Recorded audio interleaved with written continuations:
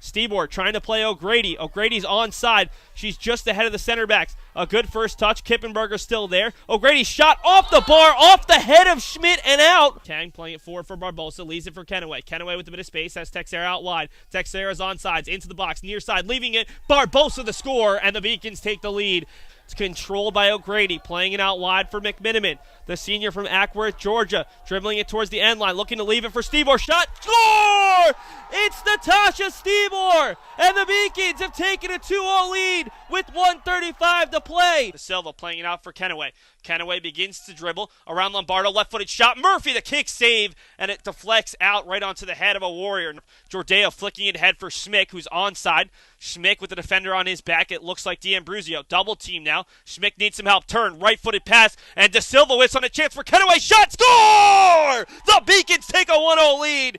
As Emily Bell will play it forward, looking for Swanson. Gets it right back from Swanson. Looking to take a shot from 20 yards out. Alexander Levesque steps up to block that one. Stebor trying to play O'Grady. O'Grady's onside. She's just ahead of the center backs. A good first touch. Kippenberger's still there. O'Grady's shot off the bar, off the head of Schmidt and out.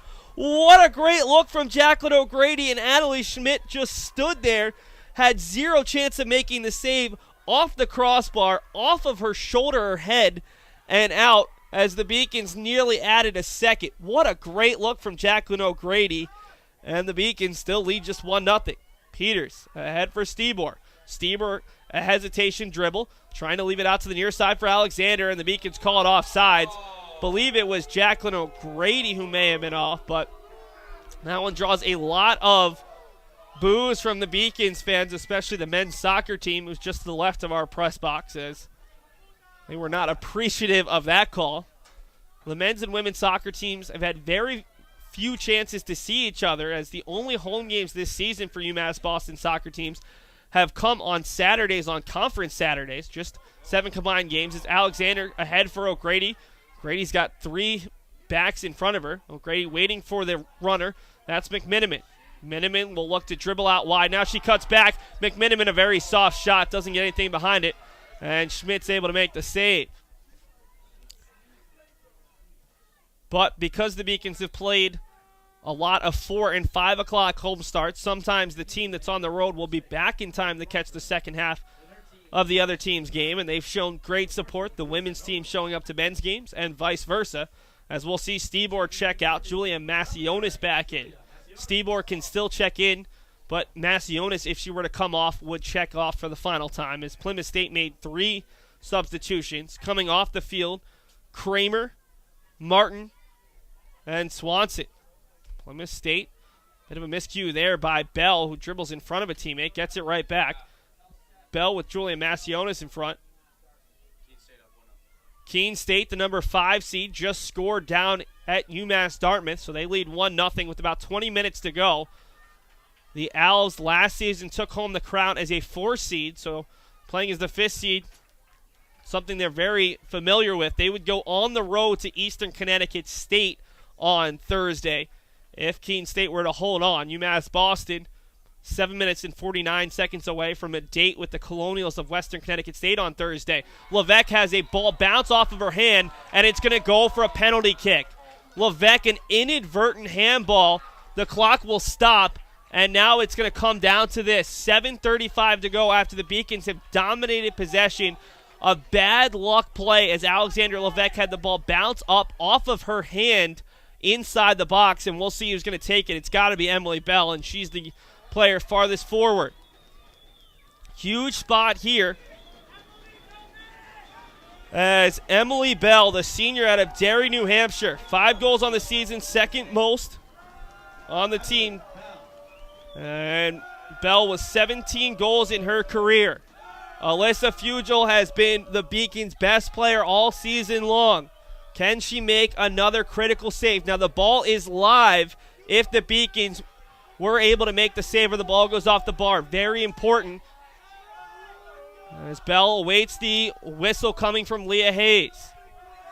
Bell's shot to the near side. Fugel makes the save. The ball's loose. Brooks puts it wide. And Alyssa Fugel is going to be crowded by her teammates. 7:35 to go. And Alyssa Fugel makes the biggest save of the Beacon season. What a play from the freshman from East Hampton, Massachusetts.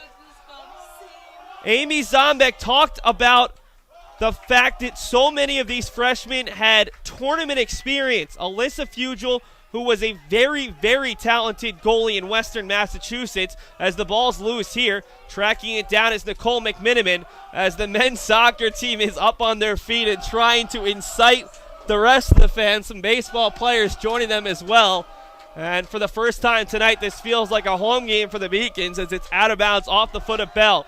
Emily Bell, the senior leader of this Plymouth State team, denied by Alyssa Fugel, the freshman, as we'll see Stibor check back in, and it's going to be Massionis checking off for the final time.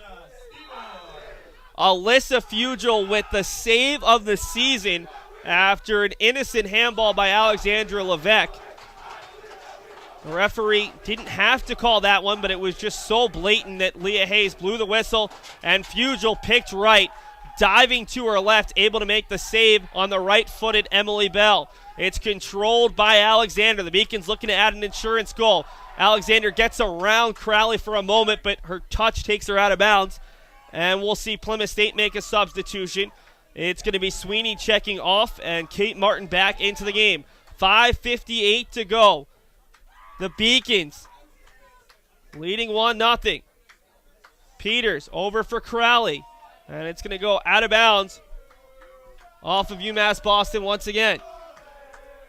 5:45 to go, and it's a throw-in that'll go off of UMass Boston. Is Emily Crawford in for the first time, the junior forward out of Albuquerque, New Mexico. Battle that time with Sam Bendick. Plymouth State feeling the pressure, and it's actually going to be a foul on Bendick. Good opportunity here, as this one will be taken by Kippenberger. Adriana Kippenberger claiming that Natasha Stibor is within the 10 yards, and referee agrees. Stibor a one-woman wall. Ball towards the top of the box. Brooks is there first, bouncing around, and Alexandria Levesque, who had that ball go off of her hand, clears it away right onto the foot of Kippenberger. Kippenberger tries to clear it back in, and a great back heel flick from Brooks. Trying to keep that one in was Alexandria Levesque, but unable to do so. Under 6 minutes to go in the first OT session. Mora, who's made some great saves, boots this one out towards midfield, off the head of Texera, who accidentally heads it backwards, and it's Dogby settling for Catunto. Ty Catunto working on Mateus Reese. That was the same combination who scored the first goal against the Beacons right on this near side. Cunha playing it forward. Rosa has all the time in the world, but he leaves it for Barros. Barros, a heavy first touch. He'll look for the right-footed shot, and Mora saves it over the bar. What a look from Barros. A line drive that was heading just under the bar, and Mora a phenomenal save. Elton Texera to take the ensuing corner as Milson Barros continues to look for that second consecutive championship goal. It'll be Texera with under 5 minutes to go. Floats it in. It's towards the back post, but cleared away by Rhode Island College. Coming forward to get this one is Gonsalves. He'll flick it back towards the top of the 18, but the Beacons were offsides. Now chasing this one is Barros, who apparently isn't offsides, and it's out of bounds for a goal kick. What a look from Milson Barros, as that one was destined for just under the bar, but Mora, a diving play to put it over the bar. And really, these could be the longest highlights of the season, as the Beacons actually called for a foul on that one, as both teams' goalies have put together clinics defensively. Cunha playing it forward. De Silva nearly gets in the way of that attempted clear from Yemi Matthew, but it's Montero playing it over to Catunto. Catunto had the assist on the goal from Dan Montero earlier, and now Jordeo is taken down right along the Beacons bench. There's a stoppage of the clock as Jordeo's still down. Montero took him down right along the sideline, playing on a yellow. That was Catunto who took him down. And Jordeo appears to be okay. Newton's one of the toughest kids on the Beacons roster. And Cassio Ribeiro is going to have some words with Ty Catunto. No, the Beacons are going to bring on a substitute. It's Joshua Kang checking in for Dennis Martinez. Number 19, Joshua Kang. The Beacons have gone with the three-man midfield of Jordeo, Martinez, and Kang all season long, as Jordeo looks for De Silva. De Silva is taken down there for an instant but gets back up, and Plood will look to clear up the sideline. Reese fighting off Dogby, and Dogby will send it out of bounds for a Beacons throw. As Catunto thinks it's his, and Catunto will now have to track back. 3:32 to go in the first overtime session. Beacons with the best look as it was in Milson Barrels, sending a line drive shot from 25 yards out that Chris Moore was able to make the save on. Wolney playing it back for Dogby, right back for Wolney, but Joshua Kang gets a touch in there, and he sends it back for Cunha. Right back for Joshua Kang. Floats the ball forward, too far there for the legs of Milson Barrows.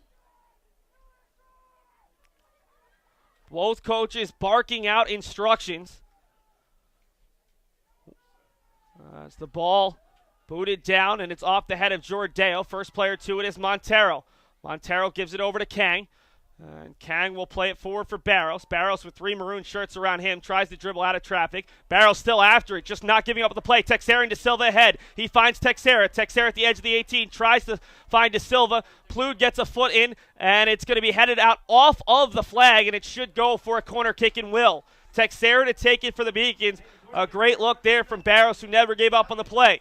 UMass Boston scored the game winner last year on a corner kick as it's Texera back towards the near post. Barrows off the bar, and it's in! It's in! Pedro De Silva! He puts it in off the rebound off the post, and for the second year, the Beacons win on a corner in overtime.